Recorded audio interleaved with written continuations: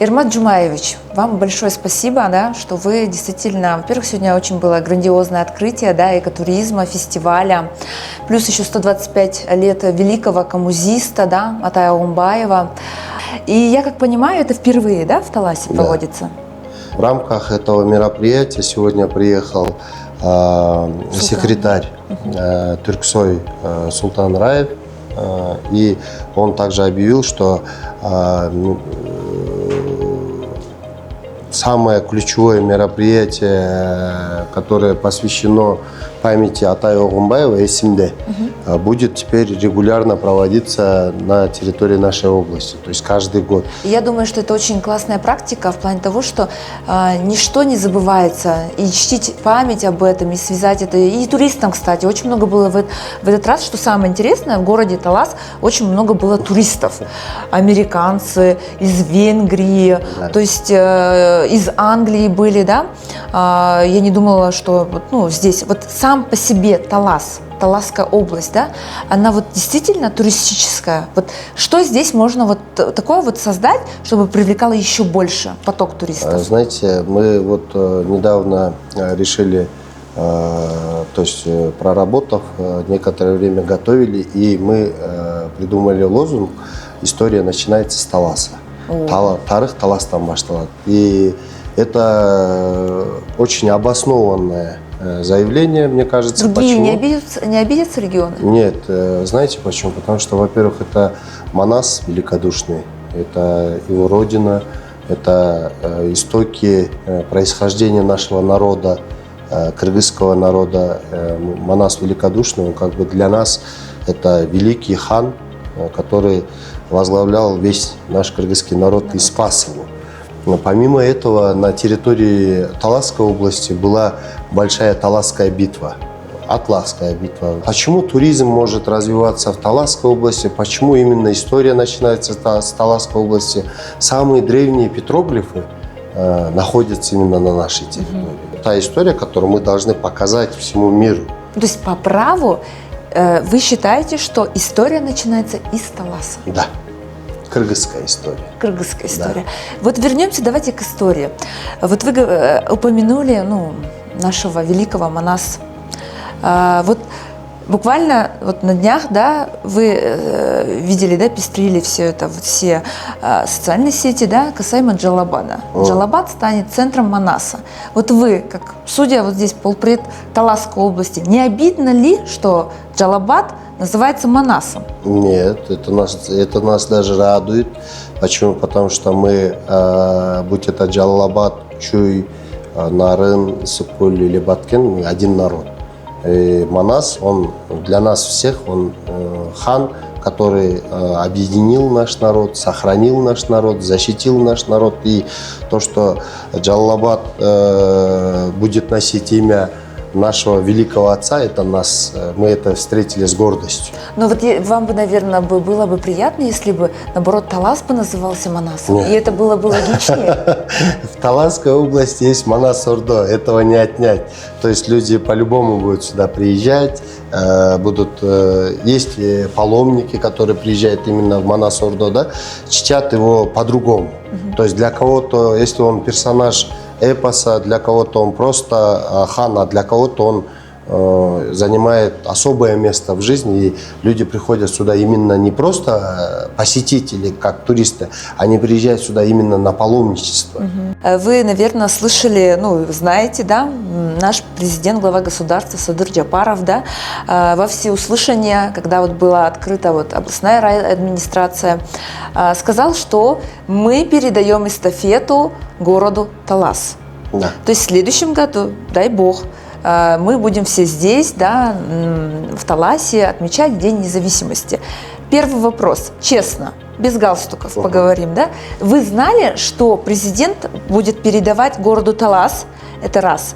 И во-вторых, вот на самом деле, вы видели, как много там было очень людей, больше 50 тысяч. Готов ли на сегодняшний момент Таласская область принять всех этих людей? И плюс еще приедут туристы из разных стран, и представительства. Вот вы готовы? Да, обязательно. во-первых, мы знали, что эстафету передадут нам, потому что у нас в стране, в государственной структуре все идет планово. То есть наш... То есть это не был сюрприз? Нет. Наш уважаемый президент Садыр Нуркодиевич до этого, с 2023 года мы потихоньку улучшаем инфраструктуру города Талас. В 2023 году было отремонтировано 30 километров внутренних дорог. Ну, для понимания, это почти 60% внутренних дорог. Талас небольшой город, 30 километров – это 60%. То есть основная часть уже заасфальтирована. Потом в 2024 году наш президент поддержал наш проект по развитию города Талас на 1 миллиард 50 миллионов сомов. То есть там этот проект содержит 9 пунктов разного направления. Есть производство, заводы, фабрики, есть экономическая часть, строительство новой необычной аллеи в формате Арбата или Бродвея, то есть, которые аналогов в Кыргызстане пока не имеют. То есть мы это увидим в Таласе? Да. Сейчас идет в данный момент мы анонсируем, да, что в следующем году, когда приедут люди, что у нас будет здесь новое, чего нет в Кыргызстане? Бродвей. Бродвей. Будет Баластан, это аналог Диснейленда. Ого. Будет Манас-Ордо с музеями нового поколения. То есть Манас-Ордо тоже идет очень большая реконструкция строительства. Будет Бешташ, зона отдыха тоже необычная. Будет с канатными дорогами, с То есть это вот аналог Аларчи, да? Нет. А фрейм-дома? Да, можно сказать, да, аналог Аларчи. Будет у нас на территории области построен комплекс Чингиза Айтматова.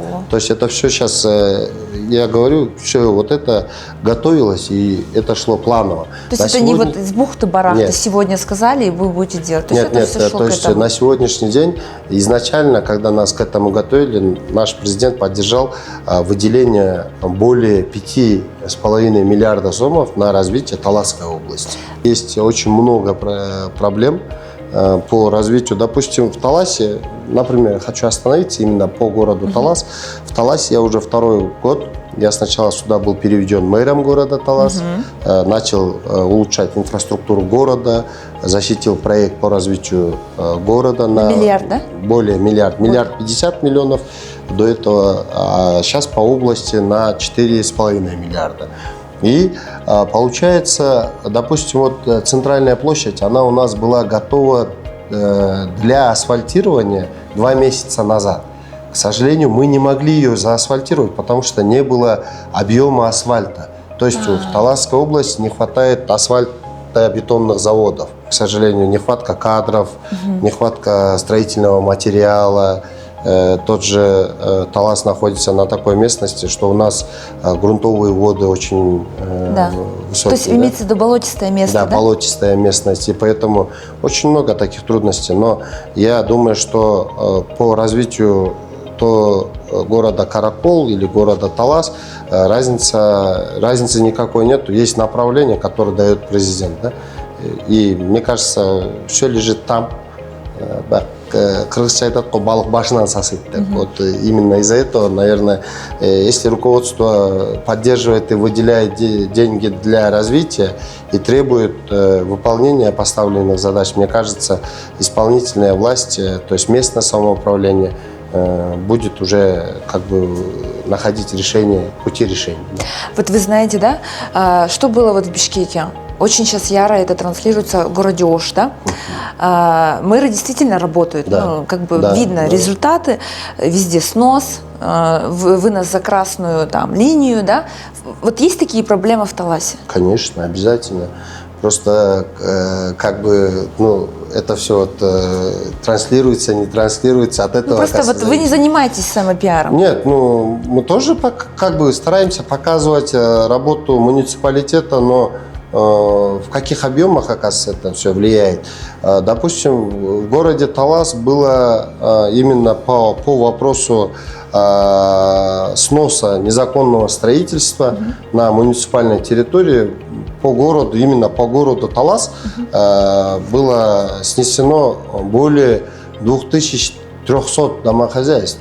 После того, как прошло в Джалабаде, опять же, День независимости, да, переименовали в Манас. Вы не боитесь, что когда у вас будет также вот здесь проведется мероприятие такого масштаба, да, и вы, будет переименование города Талас, и как бы вы хотели бы, назвали бы теперь Таласскую область, Талас?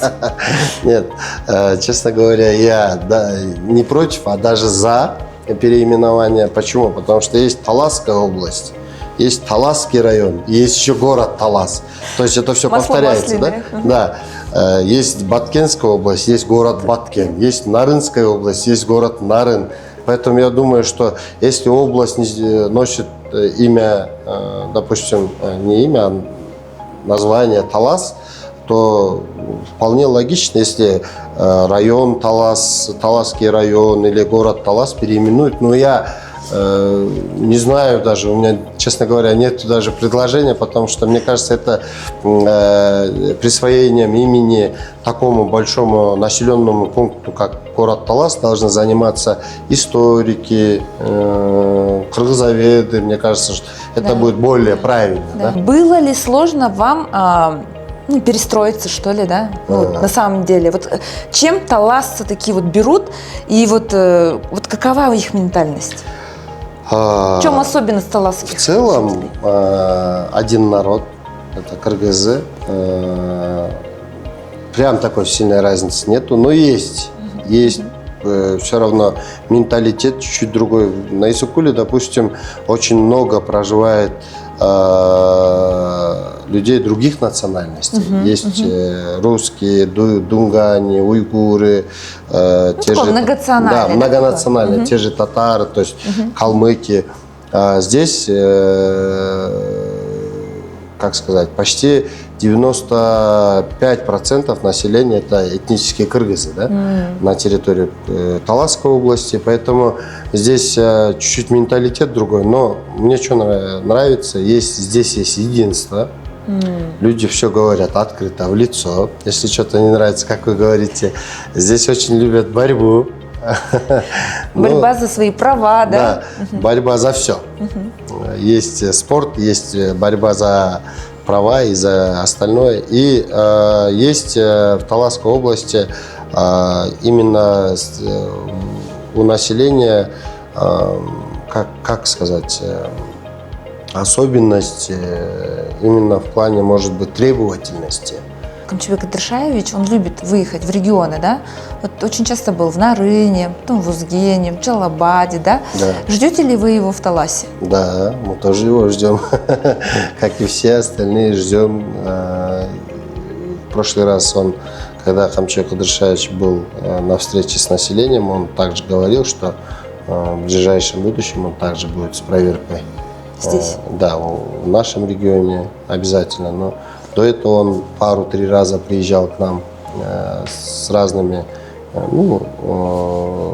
можно сказать, направлениями, назначениями, целями, задачами, то есть, которые нужно решить или решались. То есть он закладывал капсулу, давал старт строительству нового стадиона на 5000 человек в Таласской области. Потом открывалось здание ГКМБ.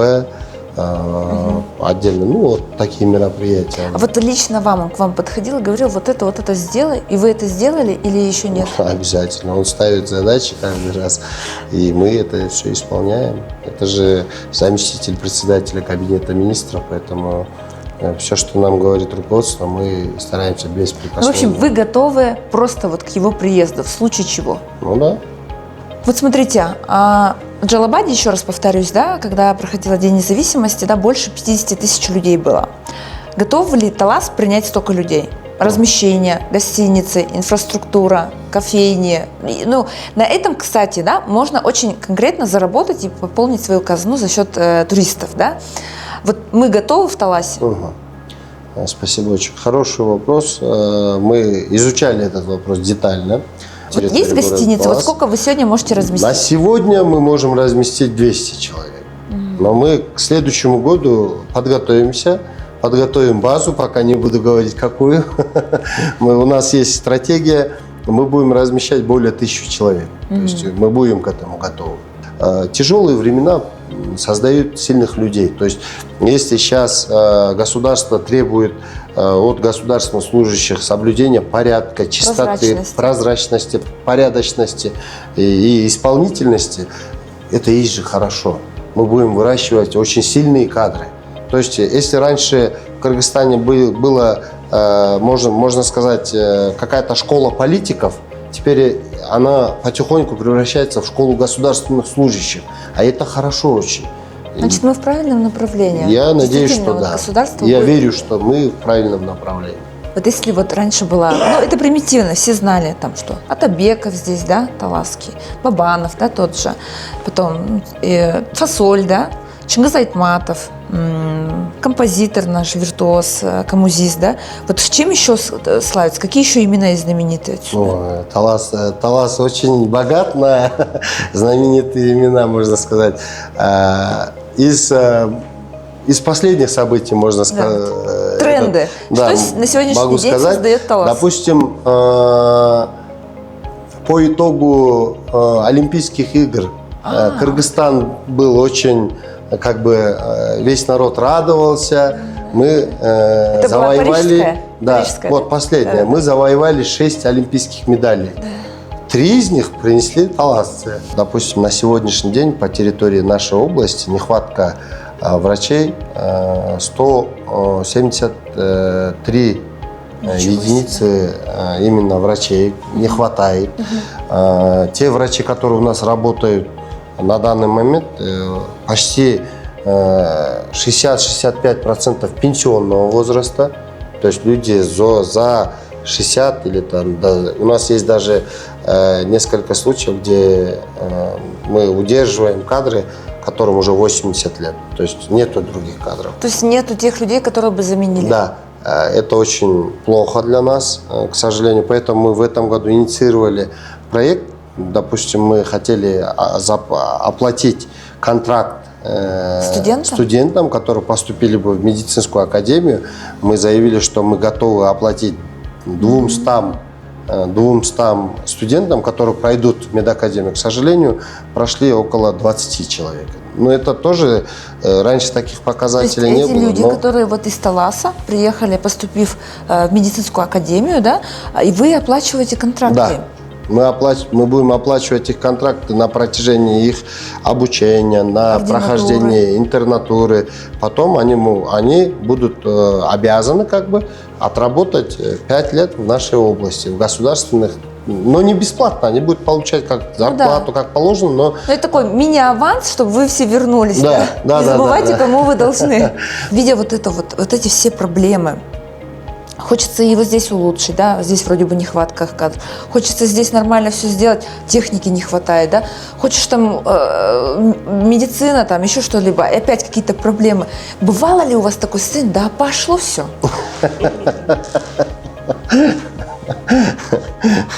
Конечно, человек, мы же как иногда бывает просто как бы выгорание иногда, да, можно сказать. И вот где вы черпаете то самое вдохновение? Честно, вот без всяких этих, я просто не то что черпаю, иногда я смотрю вот на нашего президента, и мне становится стыдно, да. Я молодой, он относительно как бы в возрасте, но он тоже как бы ситуация у нас в стране, в общем в стране не такая прям не айс, но Саднургоджи старается, работает день и ночь, как бы его темпы, и я думаю... Чем я хуже его? Да. Почему я должен в стороне оставаться? За будущее наших детей чуть-чуть есть опасения, поэтому... Есть, наверное, какая-то ответственность, да? Да, есть. Хочу,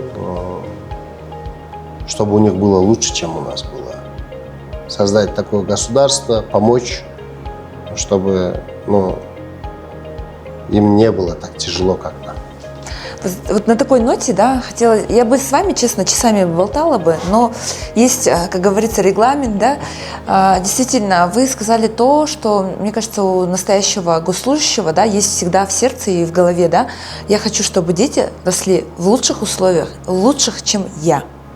И я думаю, это такой, знаете, мини-кредо, мини-девиз должен быть у всех, да, вот у каждого жителя. Спасибо. Давайте сделаем так, чтобы вот дети завтра сказали спасибо вам большое за вот то, что вы нам оставили. Да.